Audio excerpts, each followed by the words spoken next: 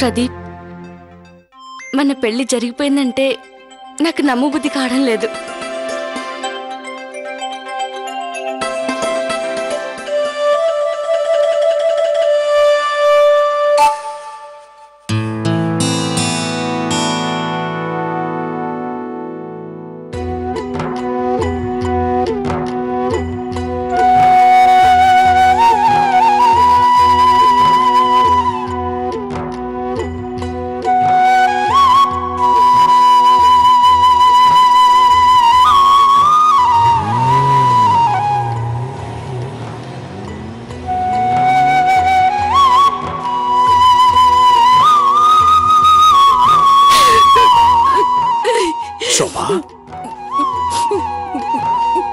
మన ఆర్తి వెళ్ళిపోయిందండి.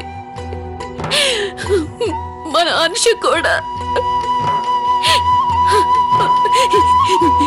ఇక మనం ఎలా బతకగలం?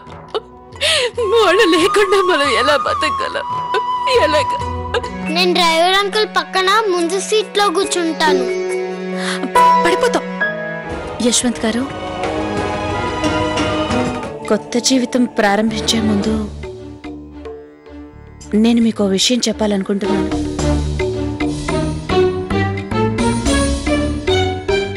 అమ్మా, నేను వెనక్కి వస్తాను.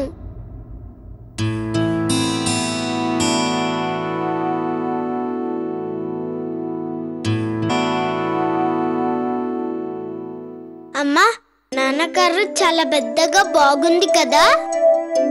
మనం అందరికంటే ఫాస్ట్ గా వెళ్ళొచ్చు కదా, జూమ్ జూమ్ జూమ్ అని.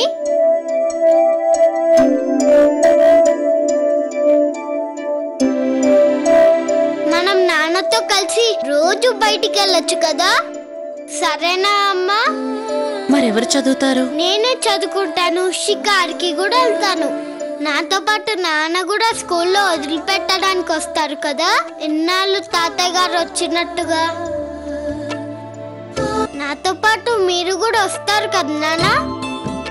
అంశు బాగా గుర్తొస్తున్నాడు కదండి. అవును శోభ, బాగా గుర్తొస్తున్నాడు. నిజంగా ఆర్తి అంశు ఈ ఇంటి నుంచి వెళ్ళిపోయిన తర్వాత ఈ ఇంటికున్న కళ మొత్తం పోయింది.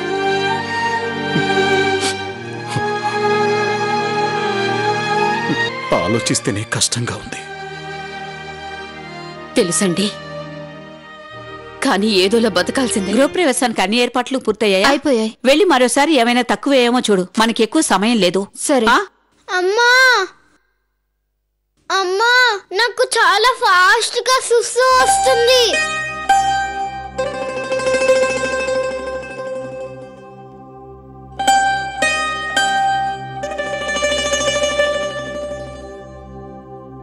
అంశు, నువ్వు కాసేపు ఆగు నాన్న.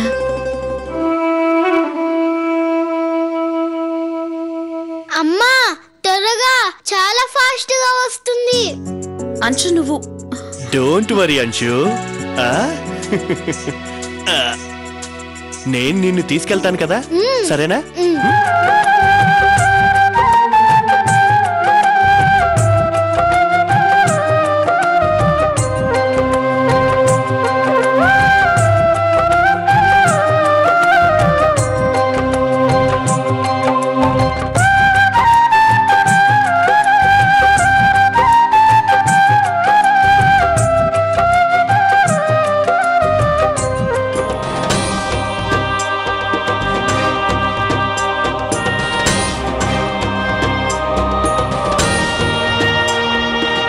చూడమ్మా అర్పిత,